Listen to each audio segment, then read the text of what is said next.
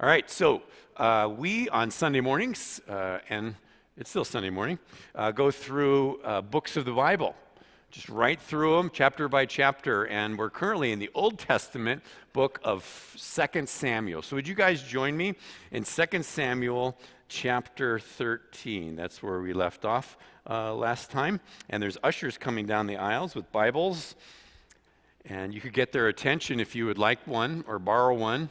They even mark the spot for you if you're not familiar with the word. And there's no shame in that. It'll help you find where you need to go. 2 Samuel 13.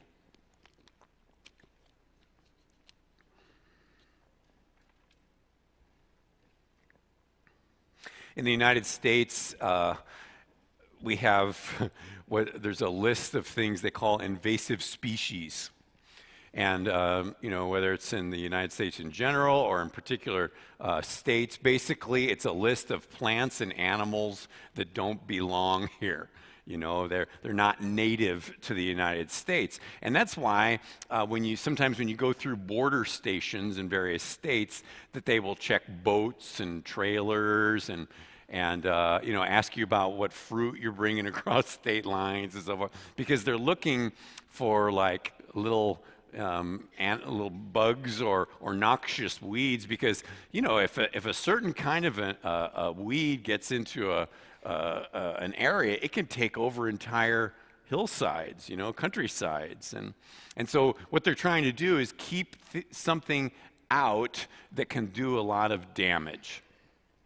Same thing with animals. I saw that Burmese pythons have taken over the Florida Everglades. So much so that they've wiped out the mammals that are there. Like 99% of the mammals in the Everglades are now gone because the Burmese pythons that were probably people's pets that they let go have flourished there. And it's really upset the habitat there. They've destroyed it. One of the most prolific birds in the United States, a starling, and we have a picture of it here, they were not native to the United States. They were introduced by people from Europe. They're actually called European starlings. And folks brought them over here when they moved here because they were interesting looking, pretty and so forth, and they reminded them of home and everything. And so they introduced them here, and now it's like one of the top 5 most common birds in the United States, like 200 million they estimate here.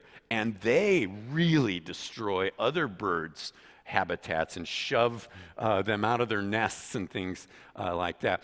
I saw on the Audubon Society's website, which is pro-animal, they said it's okay to hate starlings. I thought that was kind of funny because of all the damage that they've done.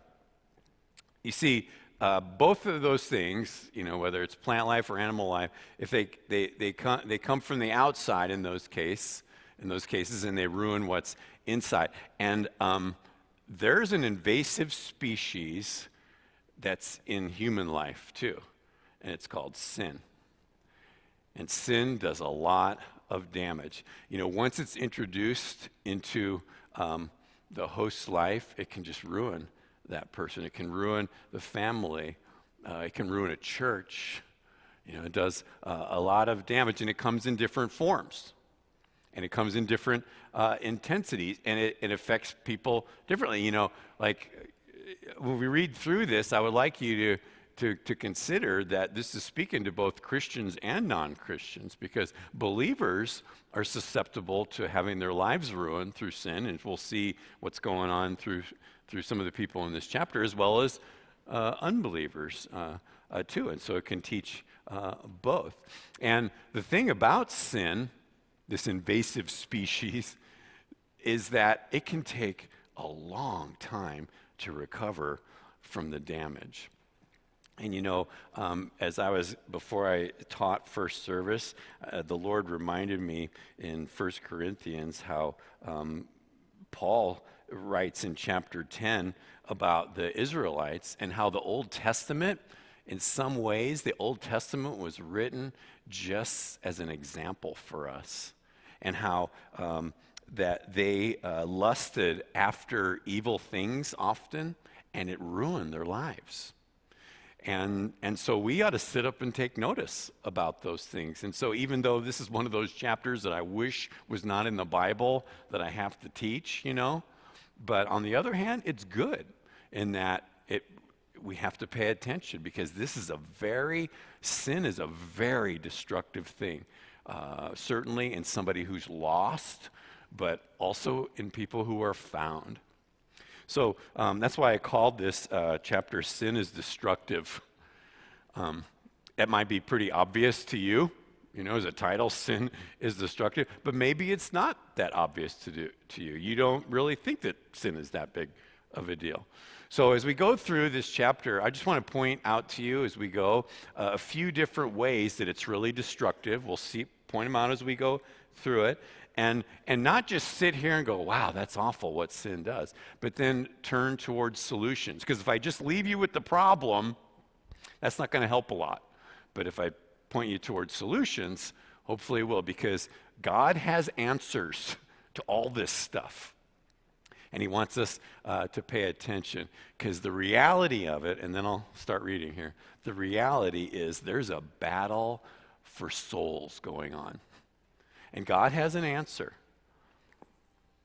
And he just wants us to take note, pay attention, do life like he says, and when things go bad, that we would turn back as quickly as possible. So, starting here in 2 Samuel chapter 13, Sin is Destructive is the title, and we'll start in verses 1 and 2. It says, "After this, Absalom, the son of David, had a lovely sister, whose name was Tamar. And Amnon, the son of David, loved her. Amnon was so distressed over his sister Tamar that he became sick, for she was a virgin, and it was improper for Amnon to do anything to her." Okay, he starts off the first two words there, after this, and it's talking about that it's after the fiasco that was chapters 11 and 12. And what happened was King David, the man after God's own heart, committed adultery with his friend Uriah's wife. And as a result of that, she got pregnant. And so to try and cover up his sin, he actually had Uriah put to death, had him killed, actually sent him out on the front lines of a battle, and Uriah was killed. But then we find out in chapter 12 that the baby ends up dying as a consequence of David's sin. And so we see him in chapter 12 finally admit his wrongdoing. God sent his friend Nathan, the prophet, to come and talk to him, to confront him. And David admits his wrongdoing. He confesses to God his sin, and he's told that he's forgiven. So those things are put away from him. However, what isn't put away is the effects of that invasive species that he's invited into his life, into his family. Now, the effects upon his whole family life, we start to see. And pretty much the rest of 2 Samuel, you'll see things like this as we go. And here, in what we just read, David has several wives. It's like a harem. And he has adult children with most of these wives. Tamar, one of the ones mentioned there, one of his daughters, and Absalom have the same mom and dad, David and one of his wives. They have the same parents. Amnon has a different mother than Tamar. So she's his half-sister, right? You following me so far here? But right away we're seeing a problem developing, aren't we? That he's attracted to his half-sister. Says he loves her.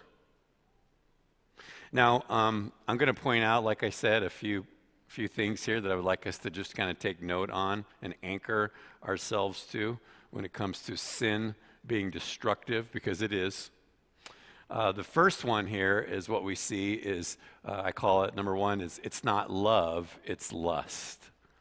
He's going to use that word love, and it uses it here, but it's not like what we think what love really should be. It's actually lust. You see, lust. Our English language, we only have one word for love, right? I love baseball. I love my wife. I love chocolate chip cookies. Now, I don't feel the same about all three of those things, hopefully not, but there's just one word. But you guys get the point. I don't love chocolate chip cookies like I love my wife. But when you read it in here, you see, in many languages, there's multiple words for love, right? But ours is just this one, so that's how it's translated. Really, what this means is sexual attraction. He has sexual attraction, lust. And you'll see as we go through the rest of the chapter that this is not love, right? It's actually lust. And it's what leads to destruction in his life and a mess in the life of David's family. And that's why it says there in verse 2 that it was improper for him to do anything. Yeah, it's improper. It's his half-sister. You know, it's against the biblical law of God, and it's icky. But he's got this sexual passion for her anyway. Here's something that is helpful to understand. Amnon is the firstborn of David. So he's next in line to be king. And so it could be that he's looking at this and thinking, well, but I'm going to be king so I can have what I want. After all, that's kind of like what his dad has been doing. He set that example for him. But Amnon is sick about this. We see that in the first opening verses because he knows it's not right to want her. We all know that. So what does he do? Let's look at verses 3 and 4. It says, but Amnon had a friend whose name was Jonadab, the son of Shimeah, David's brother. Now Jonadab was a very crafty man. And he said to him, why are you, the king's son, becoming thinner day by day? Will you not tell me? Amnon said to him, I love Tamar, my brother Absalom's sister. That's his cousin. And his cousin says to him, hey, you're the king's son. What do you got to be sad about? How come you're not eating? You know? And he says, I love Tamar. Now, a good friend, a good man would say, dude, go find somebody else. But he doesn't. And you know why? Because he's a very crafty man. Just as a side note here, beware of who gives you counsel. If you've got crafty friends, find some other friends. Like this, the whole string here begins with this. And obviously he doesn't have to listen to him, but it doesn't help any when you've got, we get to choose who speaks into our life. And he shouldn't be letting this guy speak into his life. He's a very crafty man. Did you notice there, before we go on, that Amnon doesn't call her his sister? He calls her his brother's sister. You see what he's doing here? He's kind of twisting the truth a little bit to get what he wants. And people do that, right? They manipulate. I'm sure I've done it. Like you ignore some things just so you can get your way, And that's what he's doing here. And so there's all these indications here that this is not love that's going to lead to destruction. It's lust. If it was love, then he wouldn't have to be doing the things that they're doing. There's attraction for sure, but it's not love. Okay, verse 5 says, so Jonadab said to him, well, lie down on your bed and pretend to be ill. And when your father comes to see you, say to him, please let my sister Tamar come and give me food and prepare the food in my sight, that I may see it and eat it from her hand. Then Amnon lay down and pretended to be ill. And when the king came to see him, Amnon said to the king, please let Tamar, my sister, come and make a couple of cakes for me in my sight, that I may eat from her hand. Can't you just hear him being all pathetic? And David sent home to Tamar, saying, now go to your brother Amnon's house and prepare food for him. This is, again, is one of those moments where Amnon needed a friend to say, what are you doing? Are you out of your mind? Forget about her. Seek the Lord. You're the king's son. Find somebody else. But he doesn't. And again, let me repeat this. I want to emphasize this. Love has nothing to do with this. And here's why. Because if a man really loves a woman, he will respect her. He won't only be thinking of himself. You know, Paul the Apostle wrote a great chapter of the Bible about this very thing, and he described what love was really like. And he said things like, love is patient, love is kind, love does not seek its own. I mean, this guy is seeking his own here. And, you know, lust, on the other hand, wants what it wants, and it wants it now. And that's why the Bible warns us who know better, the God's people, to beware of the lust of the flesh, because it can lead to all sorts of problems. James said self-seeking is demonic.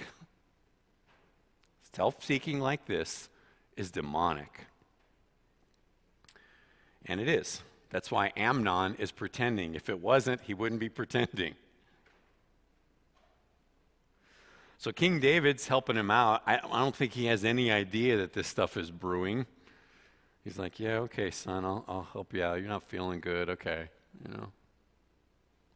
But you know, all this is actually just the consequences of his own sin in chapter 11. Somehow, and we're not sure how it's all working out, but he's reaping bad things that have been sown into his household.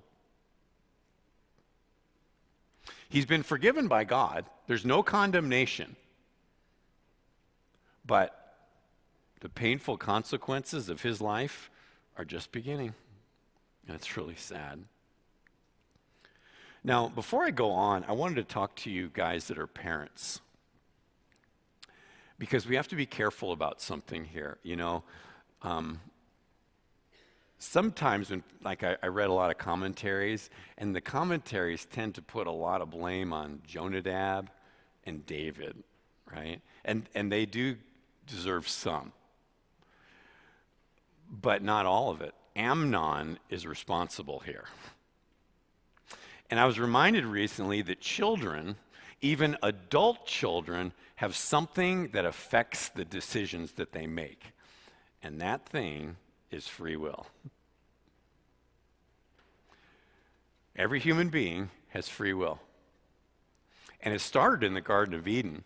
Remember, God, who is the perfect parent, have these two created beings, Adam and Eve, and he gave them free will.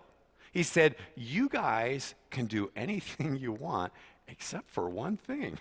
You can't eat from the tree of the knowledge of good and evil that's in the midst of the garden. And what did they do?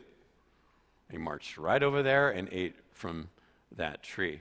And because of that one thing, sin entered the world. And so now, not only does every person have free will, but they also have a sin nature. And we parents have that in our families too. And so I'm saying all this because oftentimes when we hear about David and his family, the tendency is for parents to start condemning themselves, you know, about poor decisions that their kids have made or they're still making and those kind of things. And I want you to know that certainly parenting style influences your kids, but ultimately they get to choose, don't they? I mean, we all get to choose, right? And we do.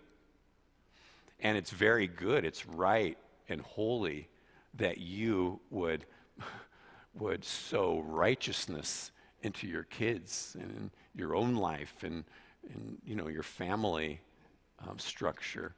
But sometimes they will do wrong even when they know it's wrong. And so the proof of that here is Amnon. I can't believe that David didn't sow a bunch of righteousness into his kids. I'm sure he did. He's a man after God's own heart. But he makes some mistakes, and it does have an effect on his family. But let's not lay all the blame at the feet of David for what's happening. Amnon is choosing to do what's horribly about to happen here in this chapter. So it says in verse 8 that Tamar went to her brother's Amnon's house, and he was lying down. Then she took flour and kneaded it, made cakes in his sight, and baked the cakes. And she took the pan and placed them out before him, but he refused to eat. Then Amnon said, "Have everyone go out from me." And they all went out from him. Then Amnon said to Tamar, "Bring the food into the bedroom that I may eat from your hand." And Tamar took the cakes which she had made and brought them to Amnon, her brother, in the bedroom. Poor girl, she's kind of naive about this whole thing, right? She's like, "Oh, you're sick. I want to help you," right? She's just trying to be kind to him. Has no idea that her brother is up to something here. Well, now in verse 11, when she had brought them to him to eat, he took hold of her and said to her, "Come, lie with me, sister." But she answered him, "No, my brother, do not force me, for no such thing should be done in Israel." It shouldn't be done anywhere.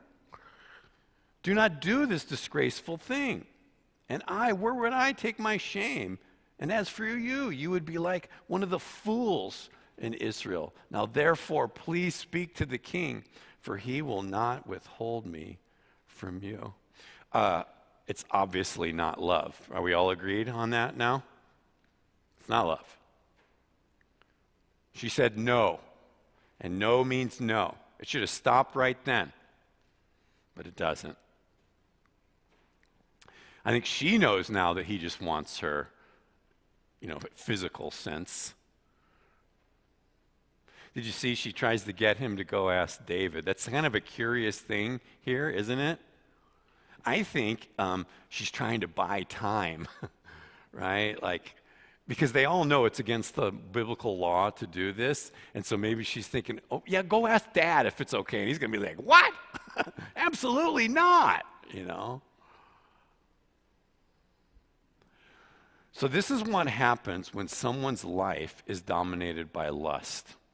Even if it's like a one-time thing that they're pursuing, right? When someone's life is dominated by lust, you can expect shameful things. Because sin is destructive. It is. Invasive species is just spreading throughout this whole situation here. Now, here's one of the saddest verses that you can find, verse 14. "However, he would not heed her voice, and being stronger than she, he forced her and lay with her." Okay, so lust now leads to sexual immorality. Actually, what it leads to is a crime, right? Rape. I saw a statistic that said that sexual assault occurs in the United States once every 6 minutes. Think about that for a minute.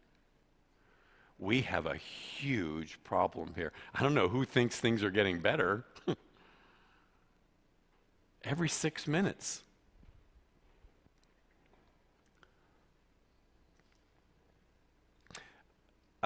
He forced her. That word forced, it can also mean he humiliated her. And, that's what you hear from victims of sexual assault, that it feels humiliating, that loss of control and shame and those kind of things. And what a horrible thing that's used as a weapon by some people, and it's a shameful thing in our culture. I mean, God gave a husband and wife something wonderful to enjoy between the two of them, right? I mean, it's a wonderful thing. There's nothing wrong with sex. But what happened is mankind has corrupted it into something that God never intended. And things like this. Now, I said that I wasn't going to just focus on the bad, that I was going to try and turn it to solutions. And so here's the first one that I'm going to attempt to do. Like I said, this whole problem here is it's not love, it's lust. So let's go back to how God intended things, especially, and I'm going to speak to you if you're a Christian here over the next few minutes, because, we are tempted sometimes in this area. And so what do we do when we're tempted? How do we handle that? I want to show you a few verses from 1 Thessalonians chapter 4, and it's chapter 4, verses 3 through 6. And I just want to read it and make a few comments about it to help us with a solution to this problem. He said, for this is the will of God. So take note of this. This is the will of God, your sanctification. That means to be set apart, right?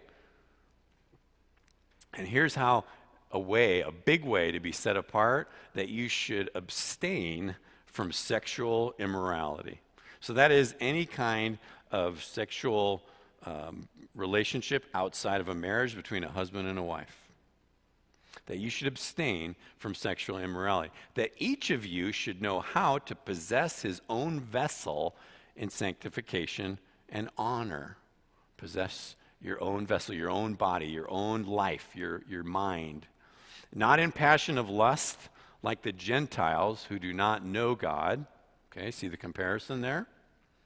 That no one should take advantage of and defraud his brother in this matter. That's what's happening in our story. That person's being defrauded, being taken advantage of, because the Lord is the avenger of all such. Note that word avenger, as we also forewarned you and testified. Okay, just as a recap, the will of God is to abstain from lust, and we can see the problem with lust, can't we? It's destructive. So God wants us to abstain. He's all for abstinence. Even if our schools are not. God is. And then he tells us to get control. Get control of ourselves. Don't take advantage. Don't behave like, somebody who's lost and just thinking it's fine to be sexually immoral. And he said, if this happens, then God is the avenger. And will you just take a mental note of that? Because it's going to come up towards the end of our time here today. God is the avenger. So there's a solution. That's a big solution for you and I, and that's just to avoid it. That's the best solution. That kind of intimacy is meant for one other person in your life. Anything else is not right. Okay, well, it's hard to believe, but it gets worse. Look at verse 15. It says, then Amnon hated her exceedingly, so that the hatred with which he hated her was greater than the love with which he had loved her. And Amnon said to her, arise, be gone. And she said to him, no, indeed, this evil of sending me away is worse than the other that you did to me. But he would not listen to her. Isn't this hard to stomach, you guys? I wish I didn't have to teach this, but I'm not going to explain it away either. It's here, and it has its good purpose, because all Scripture fulfills God's purposes. The shame of it all is now making him despise her, the poor thing, treating her like as if she is the one to blame. It's like, wow. You see what's happening here? Once the challenge is over, he's not interested in her anymore. And this happens a lot in our culture, doesn't it? And you single gals that are here today, I know there's a few of you, you might want to just take note of this. If a guy is pressing you into a sexual relationship before marriage, beware of that, because what often happens is hearts get broken once you relent, and they go on to the next conquest, and it happens all the time. So be careful of that. Now, Amnon is forcing her, right? He forced her, and that's another matter. He should be arrested. But now, after the whole business is over, he wants her to disappear, to kind of get rid of the evidence. But you can't. Let's look at verse 17. It says, Then he called his servant who attended him and said, Here, put this woman out, away from me, and bolt the door behind her. Now she had on a robe of many colors, for the king's virgin daughters wore such apparel. And his servant put her out and bolted the door behind her. Then Tamar put ashes on her head and tore her robe of many colors that was on her, and laid her hand on her head and went away crying bitterly. And Absalom, her brother, said to her, Has Amnon your brother been with you? But now hold your peace, my sister. He is your brother. Do not take this thing to heart. So Tamar remained desolate in her brother Absalom's house. I hope you agree with me that sin is destructive, because it is. Amnon, I think, hates himself for what he did, and he should. But he also thinks that out of sight is out of mind, and it's not. And then you've got Tamar. Now she's just overcome with grief. He's like ruined her life. She's been assaulted. She's lost her virginity by her creepy half-brother. This is awful. Hope you see the effects of sin, where it can lead to. And then, to top it all off, Absalom tells her not to worry about it. I mean, talk about more bad counsel that keeps coming up here. You see, he's want to get revenge, and we're going to see that coming up. He's like, don't worry about it. It'll get taken care of, Wow. But when King David heard of all these things, he was very angry. And Absalom spoke to his brother Amnon, neither good nor bad, for Absalom hated Amnon because he had forced his sister Tamar. Okay, as I said, there's a few things I want to point out as we go, how sin is destructive. And we looked at the first one there. In this case, it was about lust. It's not love, it's lust. Number two, now, I call it anger alone isn't a solution. Because David is mad, isn't he? We were just told there that he's angry. But he doesn't really do anything. It's not enough to just be mad, I saw a picture online, one of those memes on social media the other day, and it was somebody holding a pair of scissors open, and it was cutting a stream of water coming out of a kitchen faucet. So, and the meme was like, this is what it's like to be mad on the internet. You get it? Like, it's not doing anything really. And there's nothing wrong with being angry about sin, right?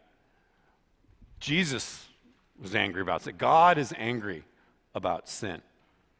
But that alone is not a solution. And people think that just because I'm angry on the internet, that I'm providing a solution, and we're really not. God wants us to provide a solution. And, I think that David is kind of crippled by the condemnation that he was feeling. I mean, his family is messed up, and some of it is his fault. Maybe he hasn't been a very good example to his boys. So now look at him. So what's the solution here? What should he have done? We could probably come up with a bunch of things, but I think the big thing here is they should bring it out into the light. That's what David should do. He should take some immediate steps right now to make this right. And that's what, God put you dads into families. Let's take some immediate steps and do what's right here. It's not enough just to be mad. It isn't a solution. Well, Absalom decides to wait it out because he's got a plan. Verse 23, and it came to pass after 2 full years that Absalom had sheep shearers in Baal Hazor, which is near Ephraim. So Absalom invited all the king's sons. Then Absalom came to the king and said, kindly note, your servant has sheep shearers. Please let the king and his servants go with your servant. But the king said to him, no, my son, let us not all go now, lest we be a burden to you. then he urged him, but David would not go, and he blessed him. Okay, it's good to know. It's helpful if you know a little kind of cultural stuff. But these sheep shearing, it was like a big festival, big party. It's kind of like when you're bringing in your crops, right? In the ancient world, that would be a festival time for the Israelites. And so is this. And so they would invite the family and have a big feast and so forth. And so Absalom is trying to get all of his family and friends there. But he's really using it to hatch an evil plan that he's got. And his evil plan is to get revenge. So this is our third and last one that I wanted to take you through here, where this invasive species leads to, this destruction, and that's revenge. But revenge is not the answer either. And we're going to talk about that here when we look at a solution. Revenge is not the answer either, but Absalom thinks revenge is the answer here. So he tries to get David and all his brothers there, but David won't go. So Absalom said in verse 26, "If not, please let my brother Amnon go with us." See what's happening now? And the king said to him, "Why should he go with you?" But Absalom urged him, so he let Amnon and all the king's sons go with him. So again, remember, Amnon is the oldest. And so if the king isn't going to be there, then how about your representative come, right? And David seems a little suspicious, doesn't he? Why do you want him there? Should have been a little red flag like, dink. But it's been 2 years, and maybe they've sort of forgotten about the problem. I bet Tamar hasn't, but the rest of them, maybe they have. So here's this guy. He's plotting revenge against his brother. He wants Amnon to pay. And again, I can't help thinking that if David had done something about it, that this would not be happening. You see, the Bible classifies sins in 2 broad categories. There's the sin of commission, meaning it's something that a person actually does. And then there's the sin of omission, which means that there's something that you should have done that was good and right and just, and you didn't, right? And David, I would say, in this case, is guilty of omission. He should have stepped in and done something like a good dad would, but he didn't. He just got angry, right? Both of those kinds of sin are destructive.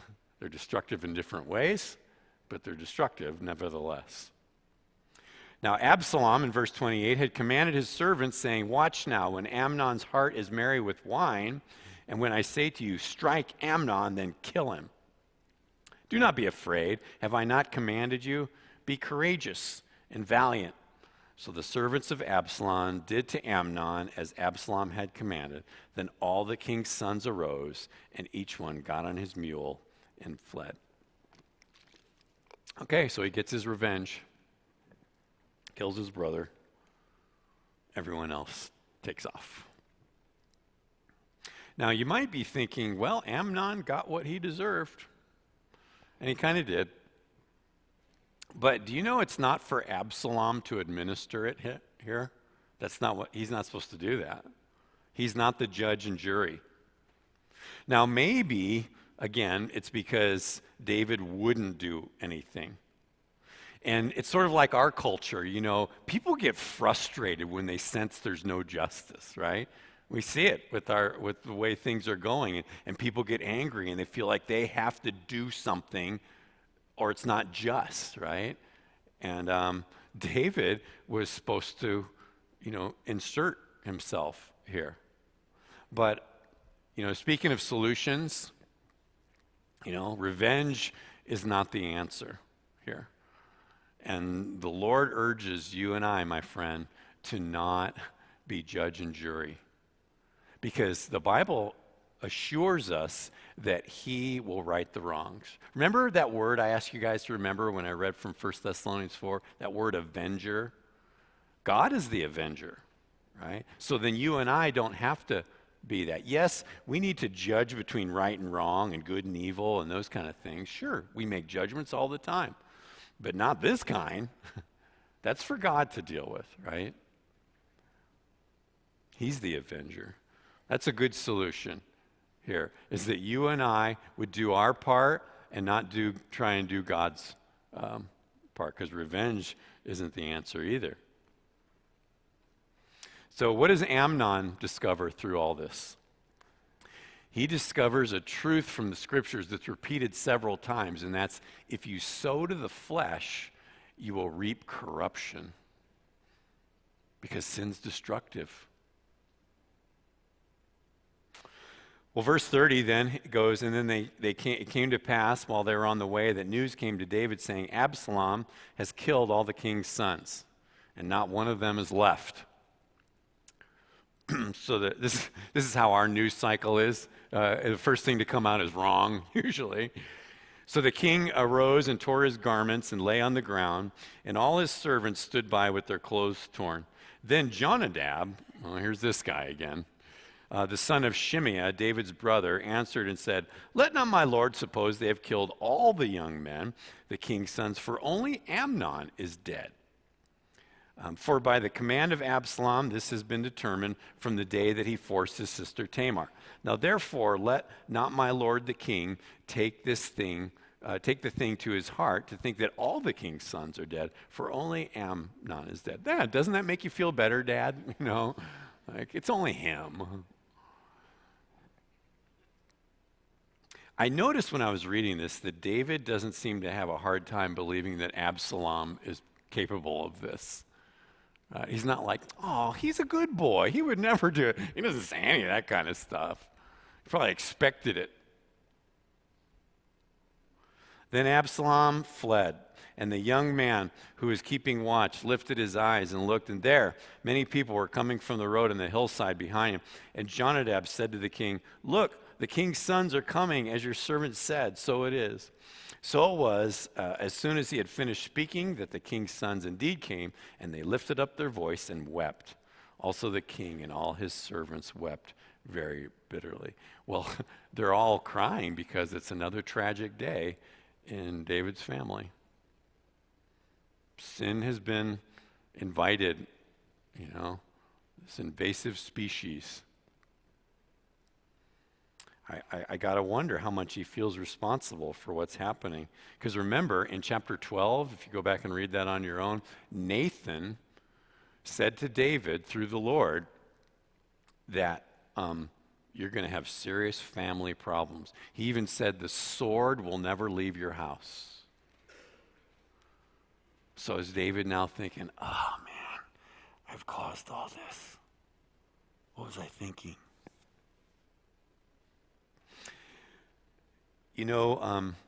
Before we start to wind down here, God shows us these things not to pick on David, but that you and I would learn. That you and I would take seriously when the Apostle Paul said to not be conformed to the world, but that you and I would be transformed by the renewing of our mind, that we would learn from his mistakes. Pastor Chuck used to say, when I listened to him in Costa Mesa, he would say, you can learn things the easy way, or you can learn them the hard way. And don't you want to learn things the easy way? I do. So some practical application for you guys would be if you're struggling with something that you know is destructive, then I would just ask you to go get some prayer from someone. That you'd get some good counsel. If you've got people sowing bad things into your life, get away from them. Good counsel. Get some prayer from people that are spiritual people. Maybe you're a guy here today and you've got some real temptation with things, whether it's pornography or whatever. And, I know that this is a huge problem, even in Christianity. And that you need some accountability. Well, get some. It's that's why we're having these house-to-house groups to help you guys. We want you get around some brothers who love you and will sow the words of life into you. And you're not supposed to do Christianity on your own. We need help. All of us do. Maybe you're a lady here today, and you're confused about truth because your whole life is kind of dominated by your feelings, for example. Just one example. Well, you need some sisters around you who can help you with those things, because it's a very common thing. Help them bless your life and pray for you and encourage you. Have some accountability yourself. Maybe there's somebody here struggling with drugs or alcohol. That's a very common thing too. It's a temptation, right? You need to have other people around praying for you, speaking into your life. And don't do this life alone. It's a bad mistake to make. Sin is destructive. Watch out for it. Well, at this time, I'm going to invite the worship team back up as we read the last few verses here and have them bless us with a song, and then we'll close, okay? So verse 37 says, "But Absalom fled and went to Talmai, the son of Ammihud, the king of Geshur. And David mourned for his son every day." How sad. So Absalom fled and went to Geshur and was there 3 years. And King David longed to go to Absalom, for he had been comforted concerning Amnon because he was dead. So Amnon runs off to his in-laws. But David still loves him, right? Because just because kids do bad things doesn't mean the parents stop loving them. They shouldn't. But, I think we've seen that some of this is David's own doing, that he's invited this invasive thing into his life, and it's really a sad testimony on this part of his life. As I was preparing to teach, I was reading some articles about crimes against women, and the statistics are frightening. And those are just the reported things. But what I noticed when I was reading these various articles and news things and white papers, that most people just get angry. And nobody really offers much in the way of solutions, except I would say the most of the solutions that were offered in what I read were things like more legislation, right? We need more laws. We need stricter punishment, right? Or more education. If people just know more about the problem. And those things are good, right? But the world thinks that's how you solve this problem. And it's not. It's helpful, right? Do people still break laws even though there's really strict punishment? You bet they do. I see your heads. Do very intelligent people still do horrible things sometimes? Oh yeah. Oh yeah. So let me ask you this. What if we could change the way people behave permanently?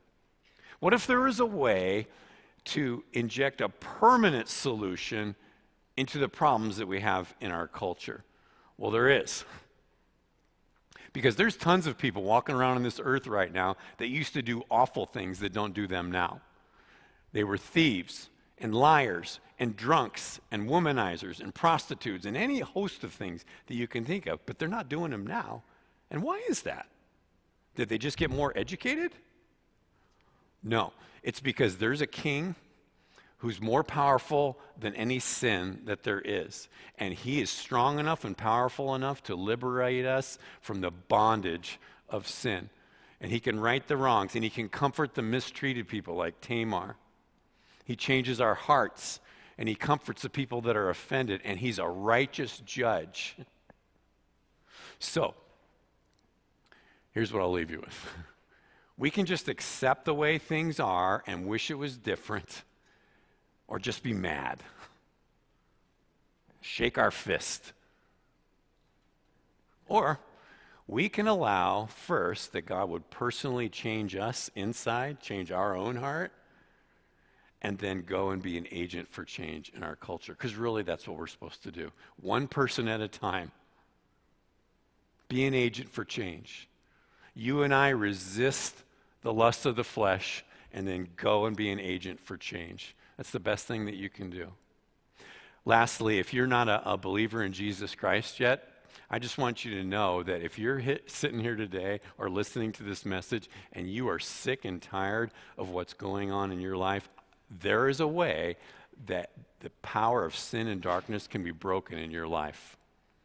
And it's a person, Jesus Christ. He laid down his life so you can be set free. And I would pray that in this moment, even now, that you would put your trust in him. And you would be forgiven for all those things, and you would start to live your life free in him. Amen? Would you guys stand with me? And we'll sing this last song. And I just pray that the Lord's word has blessed you today. And as you go out this week, that you wouldn't go out condemned, but you would go in grace of what God has done for you. Amen.